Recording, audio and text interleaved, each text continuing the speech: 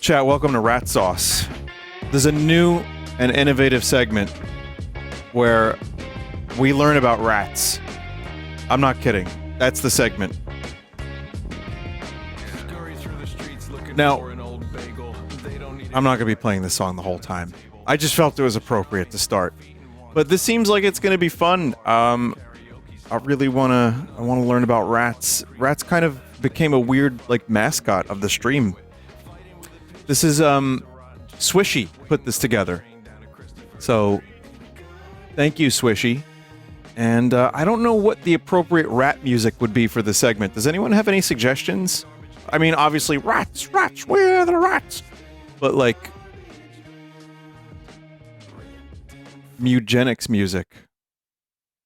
You know what? That's not a bad idea. That's actually... That works, man. That works.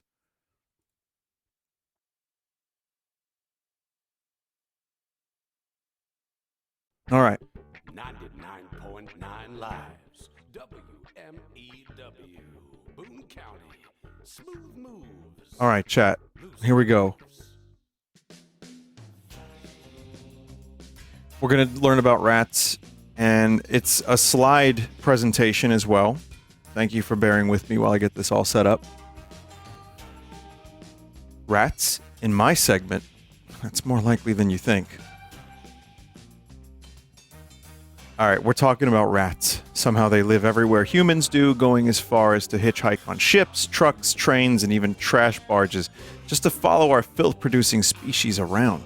You've probably seen them in memes like Pizza Rat, Eternal Rat Prism, especially Oh Shit a Rat, which has many spin-offs. Then there's stuff like Seattle's Hot Rat Summer. What?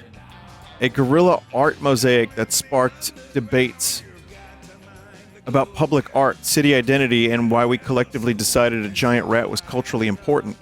So this isn't just about gross animals in your walls with off-putting tails. It's about how they, despite all odds, continue to thrive and survive, whether we like it or not. Alright, I have videos too. So, you will see videos. I'm trying to organize this and figure out how this is all done here. But live your best life. So here's Pizza Rat, which I thought was a Nathan Fielder bit.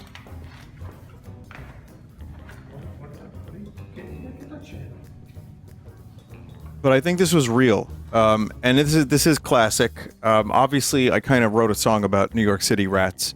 And it still surprises me because Staten Island does not have a ton of rats. We have some. I've seen them. But when I go to Manhattan, you really, for a while I wasn't noticing them. And then it just so happened, I don't know if they grew in population, but I started seeing them every fucking time. At least one. And especially near big bags of trash. By the way, this one Pizza Rat, I'd like to let you know, chat, this led to so many merch sales.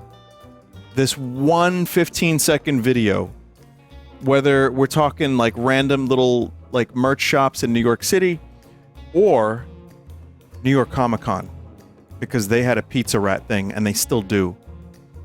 Massive income from this one event.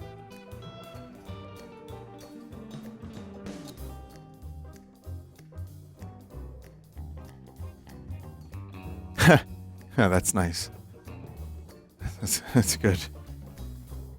What was that? Alright. A brief history of Jack Black.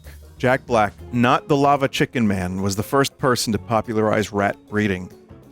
In the mid-1800s England, when rats were allegedly plaguing it up, he became so good at killing them that he appointed himself Queen Victoria's official rat catcher.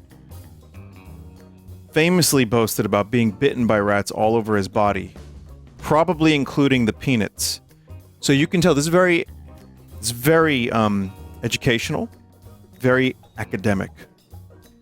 He dabbled in taxidermy of not only rats but badgers, ferrets, and dogs. Made a side hustle by breeding the coolest rats and dressing them in little bows to sell them, alive mostly. These bougie rats became hot like Labubu, and noble Victorian women would buy them and keep them in gilded cages to show them off. You know, I appreciate the, like Labubu, but could you add more, like, could you say he mogged, you know, the competition by rat maxing?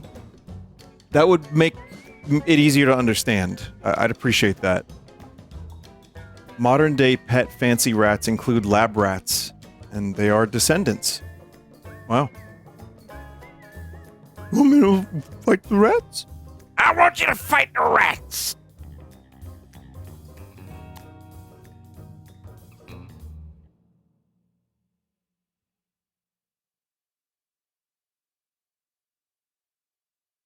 I love the little animations. They're really good. Rats in science. B.F. Skinner. Oh, Skinner.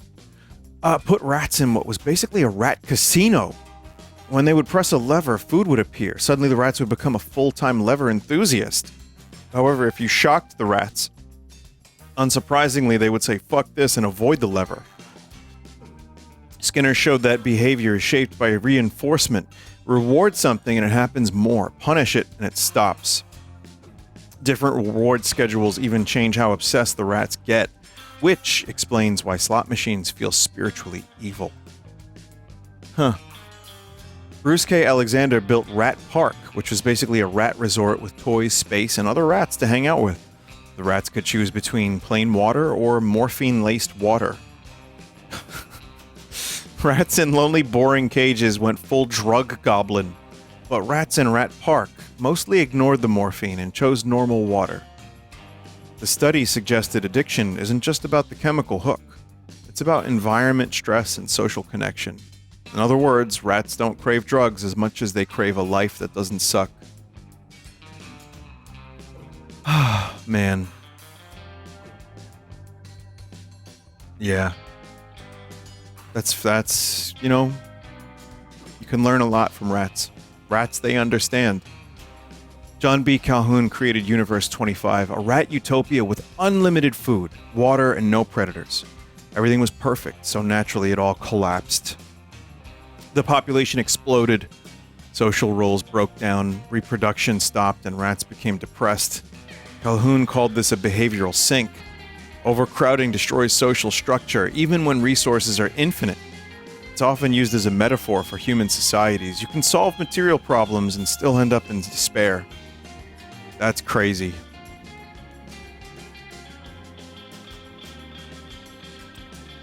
Rats laugh when tickled, but rats' laughs are so high in frequency that they can't be heard with the human ear.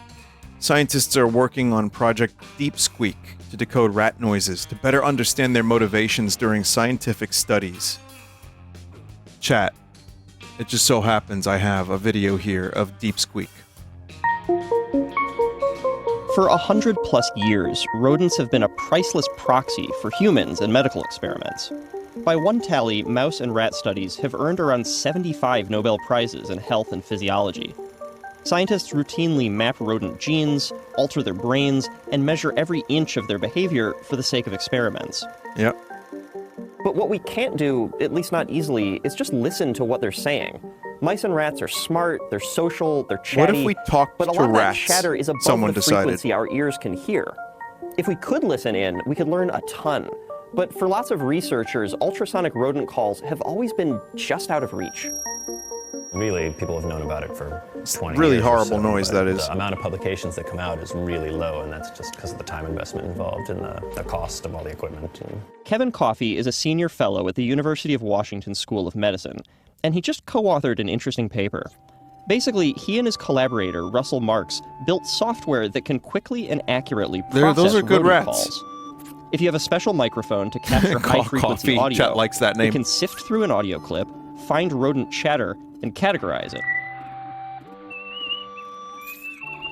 You can just place a microphone over the cage and listen in and let them tell you exactly how they're feeling. There has been software to help, but it's expensive, and the team found it finicky, which is what made Russell start work on new software they call Deep Squeak. It's got What that a name great because name. it uses deep learning software, which was meant for a totally different purpose: self-driving cars. They're called convolutional neural networks, and they're designed to look at a scene and say, okay, that's a stop sign, or that's a coffee cup, or that's a pedestrian. Yeah, this shit's or still whatever. not You can working. take Great. the spectrogram and audio signal. It's still turn it not into a working. I don't picture trust this and shit. apply the exact I would same not neural read a network book in a tools. car. So much money In the time driver's seat. reducing. So here's what that looks like in action. First, Russell looked at our audio from Buddy the rat, and just at a glance picked out some long 20 kilohertz calls. Sadly, that means Buddy was a little nervous. So that's slowed down 20 times. Wow. Yeah, It's like a whale sound. it does. Ooh. Wow. Wow. Next, we looked at some of those same calls in Deep Squeak, which automatically found Buddy's squeaks much faster than real time. And it's finished. It's very fast. Dang. Now I can go over here. This guy and loves load rat calls in this noises. File and take a look. Okay, so this, you can sort of see the shapes just Yeah. completely isolated from everything else. We also pulled up some audio of rats drinking sugar water. They love sugar water like they love tickling. They like to make this pattern where they have a shorter note and then some trills above that. It sounds happy. IDing rodent calls is valuable on its own, but Deep Squeak has a couple other tricks up its sleeve. Scientists tend to group rat calls into around 20 categories based on the kind of squeak. But beyond saying they're positive or negative, not much is known about what they mean. Deep Squeak can't tell us that. Did they say, But it like, can organize every call it sees. can they play, like, That's what this chart is. It's a plot of Counter-Strike? squeaks organized by shape and pitch. Deep Squeak can even tell you if one call often follows another.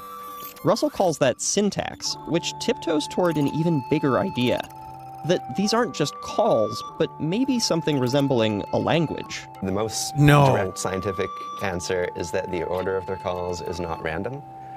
That's not enough That's what you're willing to say. that it is Yeah. language or not. Right. Those big questions demand their own studies. But Kevin and Russell still What do have they talk full-time about? jobs studying depression and addiction. Deep Squeak will certainly help with that. If a rat avoids tasty sugar water in an experiment, is that because it's happily distracted or because it's anxious? The squeaks can give clues. But for now, the team just wants more researchers to start capturing chatter. Because with a This is big really enough cool, library chat. of squeaks, someone will crack the big questions. Huh. Yeah, that's really interesting stuff. We might know rat language at some point. Also, that is Verge Science, that video. So that's great. That's interesting stuff. I was gonna say, can they play, because with 20 different types of like phrases, you could probably like do call outs in Counter-Strike. Also, I forgot to show this one a minute ago. Oh shit! A rat! There's a rat! There's a motherfucking rat! What is this? What is he doing? What are you doing? Motherfucking rat! I'ma whoop your ass! I'ma whoop your ass!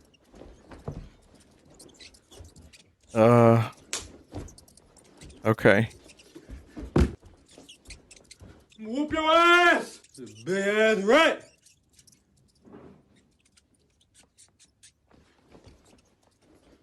Is this content?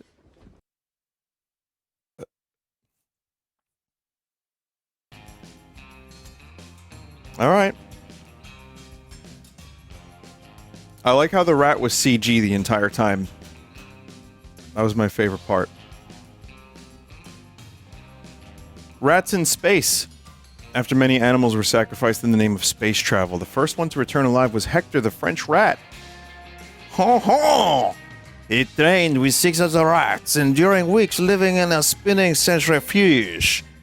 Centrifuge. The other rats didn't adapt well, but Hector was unbothered by the spin. Since he was the only one able to acclimate to the G-force, he was chosen to be shot into space. He was loaded into the AGI-24 rocket and was easily able to handle the 12G in takeoff force. Humans can pass out from 4 to 6G. Hector was studied upon his return and fathered 4 children. Now that is eugenics. Some reports say that he lived a happy life in a scientist's home and died of natural causes. Some claim he was dissected 6 months later. I chose to believe he went out to get cigarettes. It's estimated that thousands of rats have since been to space and back, and Hector's efforts basically paved the way for humans to step on the moon. That's cool. Let's see. Let's learn about Hector a little bit more. So this is Hector's rat going into space. Oh my god. What is that? That's Here,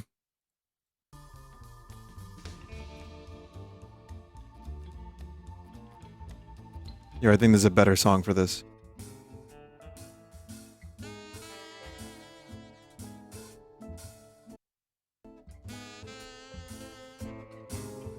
Just think that rat could have gone to space and came back. It could have been Planet of the Rats.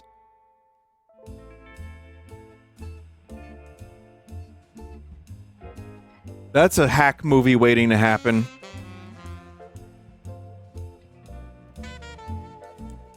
The Statue of Liberty. There's no audio in this video, by the way. It's just clips of Hector being awesome. And, you know, surviving. And not only being, you know, not only surviving, but thriving. Later going on to sire many, many strong rat children.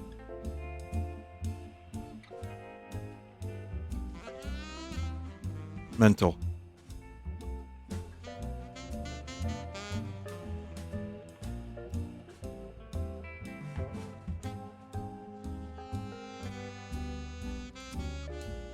I just wanted to have that happen real quick. All right. Rats in science. Uh-oh. Scientists once ran the most cursed study ever to see if rat pants affect sex. So they put 75 rats into 5 groups split by fabric: polyester, polycotton, cotton, wool. They measured horniness with the IM ratio, intromission per mount, which is literally how often the penis goes in. Oh. They also measured the amount of static electricity on their genitals. Anything is science if you measure it. Yeah. The result was that males preferred cotton, wool, or no undies. Scientists theorized that this was because their synthetic fabrics, when exposed to vigorous rat humping, generated static electricity, which would mildly zap the dick and ball. Okay, we could be a little bit more... it's fun. This is a fun segment. We're having fun. I like the writing a lot. I think it's good. But you could put like spaghetti and meatballs, or you can, you know, scientifically like put the pennants again. Another study exposed young male rats to female rats in jackets. Scientists conditioned the rats to find female rats sexier when wearing tiny jackets. When given a choice between female with a jacket and female just raw dogging life, the males immediately went, "Sorry, babe, no drip, no dick." Is this how we have to teach future generations? And swarmed the jacketed one, performing faster with way more enthusiasm. Which is deeply unsettling because it suggests that at no point in evolutionary history were we ever safe from being judged on our outfit. That's weird. All right. So they need to see, like, oh, you're wearing nice clothes, you're good.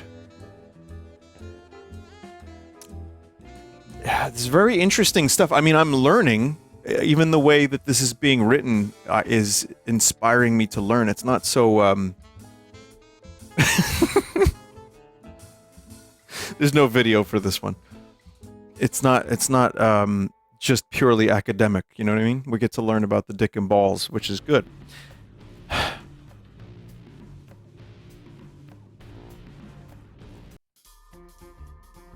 Hero rats. Gambian pouched rats are real-life superheroes trained by a non-profit called Apopo to sniff out landmines.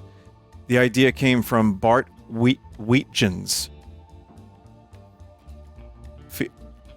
Fart feet genes, who realize that rats have absurdly good noses and are light enough to not get blown the fuck out by mines. Using positive reinforcement, they learn to detect the scent of explosives. These rats can search areas way faster and more safely than humans, and have helped clear huge regions in places like Cambodia and Mozambique. Magawa became the first rat to be awarded with the PDSA Gold Medal for animal civil bravery. During his life, he detected over 100 landmines and other unexploded pieces of ordnance. What? Excuse me, what does a rat need with a medal? I like that they made the medal small. It's very cute. Scientists found that rats will actively help a companion rat in distress by freeing them from a small restraint, even when there's no obvious reward like food involved. In these studies, a free rat placed in a cage with a trapped cage mate would learn how to operate the door to set the other rat free, rather than ignore it or focus only on treats.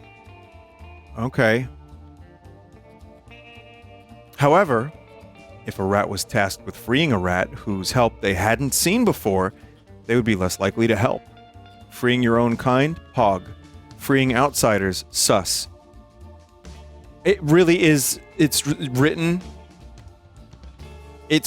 as in a way that's making me kind of depressed, because this is how we're going to have to teach future generations, I think. But it's also very funny. So, here, let's take a look at this video here. This is a video on rat empathy. Rats sometimes have a bad reputation, but it's one they probably don't deserve. After all, not only do they show empathy toward companions in distress, scientists have now discovered that they will also help strangers. What we did was we took one rat who was always the free rat, and then we had a stable of strangers. So on each day, and we do 12 days of testing, each day the free rat saw a different trapped rat. And what we saw was that they opened for strangers just like they were cage mates. However, when these rats were tested with rats from another strain, in this case a black-caped variety, they would not help the stranger in distress. That led us to think that there might be some kind of social bias where rats will only help rats who are similar to them.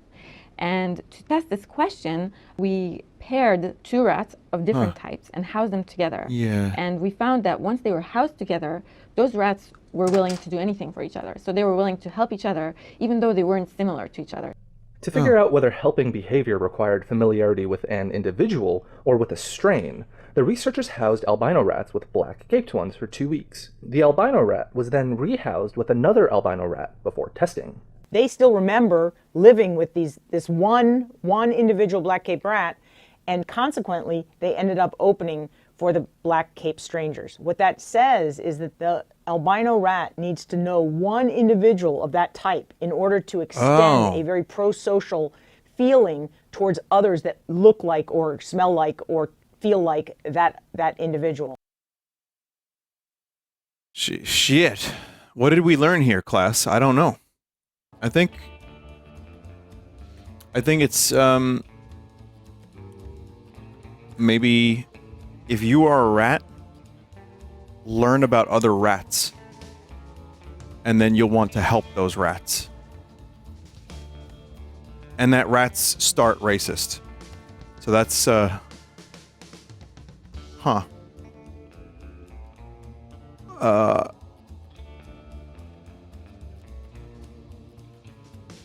my appearance, questionable. My intentions, also questionable.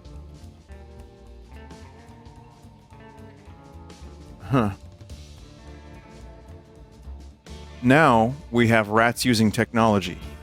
There have been people posting videos to social media about teaching rats to drive cars. The rats are actually pretty good considering their eyesight is 99% worse than the average humans. You won't soon see a rat Waymo driver. Well, a Victor Toth on YouTube has documented his progress in trying to teach rats how to play Doom. The picture to the right is of his current setup, which includes a giant exercise ball and a mini screen. The rats so far have figured out how to move around and shoot gun, but hopefully they'll be able to tackle more boomer shooters in the future. Oh man. That's some really, really interesting stuff. I want to see a rat play Doom. I would watch the rat streamer. So here's a rat driving a little car.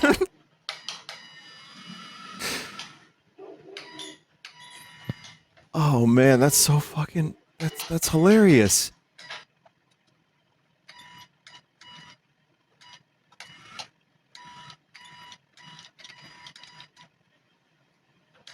Okay, you're getting there, little buddy. Better than most New York drivers, wow. At least he's being cautious, you know? I mean, there's people on the Brooklyn-Queens Expressway that don't even exhibit 10% of the restraint this rat is. Okay, well, now he's crashing. It's a little bit of crashing.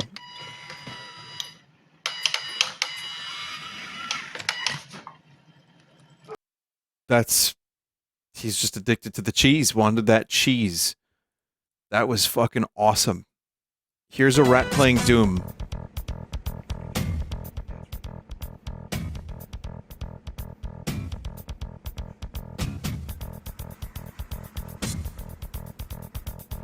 Okay, so this is like... this is like a Doom mod.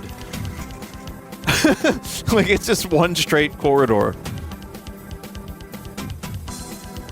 First, the rats need to learn how to shoot and go, like, forward, and then maybe we can give them a slightly more complicated map. You know, where they can turn left and right a little bit. The rat learned how to play Doom, but he got so addicted that he did nothing but play video games all day, and then he died.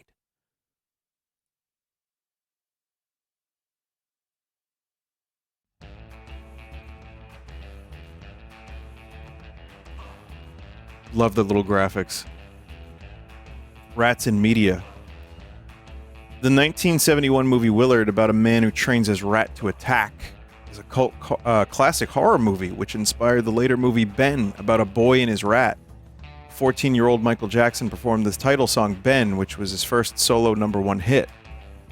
Splinter is the wise rat sensei from Teenage Mutant Ninja Turtles. Once a normal rat mutated by ooze, he becomes a master of ninjutsu and raises 4 sewer turtles as his sons, training them in martial arts, discipline, and honor. Basically, he's the ultimate combo of Kung Fu Master, Hot Dad, and Giant Sewer Rat. Hot Dad? Really? Was that necessary?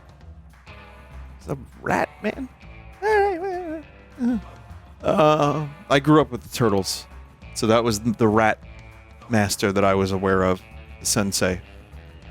When Ratatouille was released in 2007, the popularity led to a 50% increase of the sale of pet rats.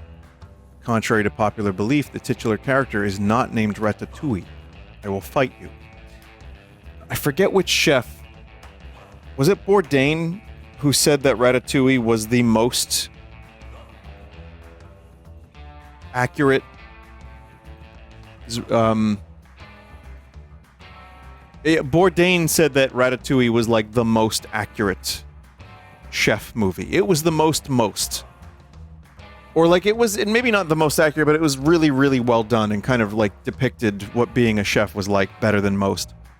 Rizzo the Rat is a goblin-like Muppet with a New Jersey accent. His first appeared in the Muppet Show in 1980, and that makes him 46 years old. What? Really? Rizzo is one of my favorite Muppets, actually. I love Rizzo.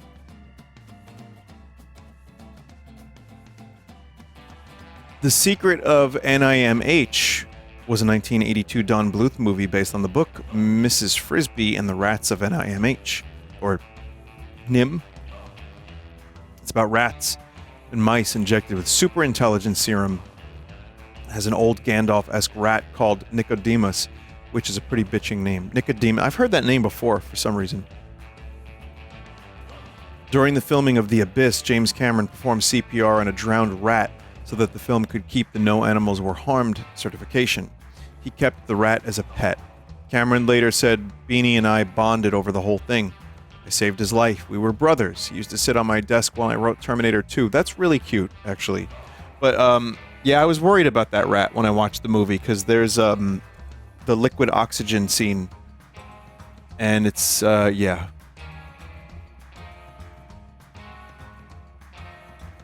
He's your pal? He's your little buddy? Here, let me add the David Lynch one. David Lynch rat. Pet. Buddy. What was it? He was on a hang glider?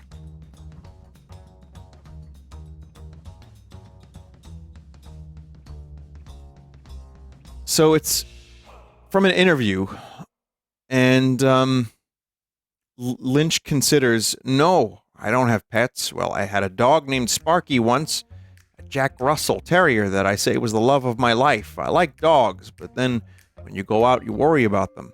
Maybe you need something smaller, suggests the interviewer. I have a mouse. Lynch perks up. A little mouse, huh? And he's your pal? Well, isn't that great? I live near an overlook, and there was a guy who would put his mouse in the cockpit of a remote-controlled glider and float him out over Hollywood. I guess the mouse really dug it. I mean, it's a mouse, but still, yeah. I think about that a lot. Like, way more than I should.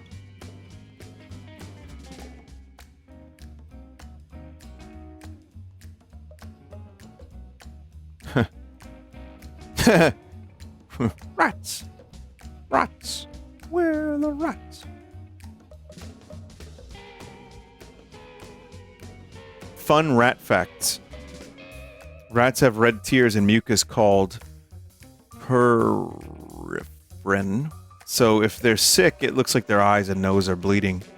Scientists in Germany have discovered that wild rats have recently learned how to hunt for bats. They just grab those suckers out of the midair and chow down. You can look it up on YouTube. It's a little graphic. Rats prefer silence to jazz music, unless they're on drugs. Then they prefer the jazz. That's my favorite fact. Also, that anime girl, I don't, is really, yeah. Rat teeth grow constantly, up to 5 inches a year. Their teeth are also orange tinged because they contain iron. Rats have been known to chew through steel if given enough time. Rat brains have a similar REM cycle, sleep cycles, to humans, so most likely they dream just like we do. Perhaps they're even dreaming about being the man on the moon. If you believe. Rats have low terminal velocity, and this means they can survive falls from 5-story buildings with little to no injury. Wow. It's not uncommon for rats to have rats in heavily infested areas to swim up toilets. Rats can hold their breath for up to 3 minutes and tread water for up to 3 days. I don't like the idea of a rat coming up through a toilet. The rat is in the home's internal pipes. Going up? Now it faces the biggest test, getting through the last few feet of the narrow, maze-like toilet pipes.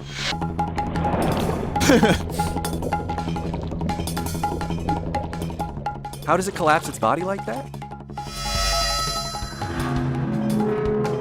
Take a look at this rat's attempt. How to does get it, to like, other survive side the of doo-doo tiny fecal? hole. If a rat can fit its head through an opening, the rest is easy because of its internal acrobatics. When squeezing through a constricted space, the pressure causes the ribs to give way. At the spine, the ribs are hinged, allowing them to effortlessly collapse. We think of rats as land animals, but it turns out they're expert swimmers. Rats paddle with their back legs, while their front feet steer. A little guy. The tail also works as a kind of rudder. That's some amazing footage. Rats have incredible stamina. They can tread water for 3 days straight. And they can hold their breath underwater for up to 3 minutes. This aquatic proficiency is the very reason rats became global travelers. Long-distance swimming enabled them to hitch rides on boats and colonize new shores. That's amazing. That's a National Geographic segment. There's also the rats driving car was Kronk and Cuzco video. Yes. I don't know what that is, but that's what it says here.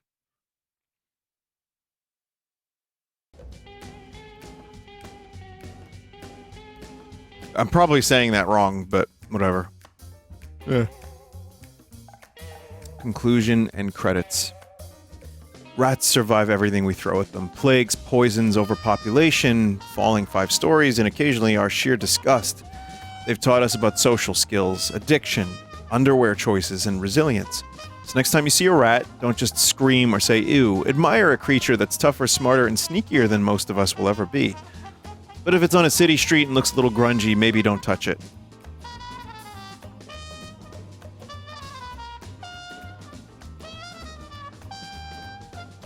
That was a great segment. And we've got one more. When a giant rat steps on a landmine, you might think it would explode, but they're actually too light to set the explosive charge off. And that's why hundreds of these trained rats are released into dangerous fields. I just did a rats have an Zach incredible sense of smell, impression. allowing them to detect the scent of explosives buried in the dirt. When they find one, they simply scratch at the ground to mark the spot. Humans then follow behind, safely removing them.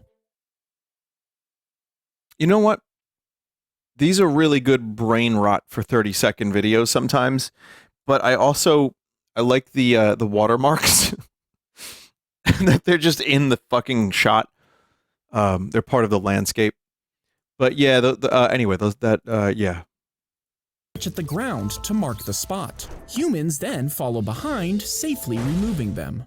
That rat didn't get out of the way before the dude hit it with a long stick. But it's fine. It's fine. It's a dramatization. So I want to thank Swishy for making this segment. I learned quite a bit.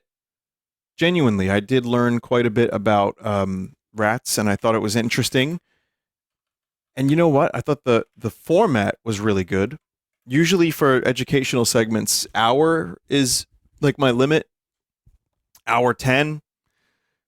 This was less than that. But it was like the perfect length. It was good. It was on topic. It works for the Vinesauce rat thing. So I actually do feel like I like rats even more now. So thanks for watching.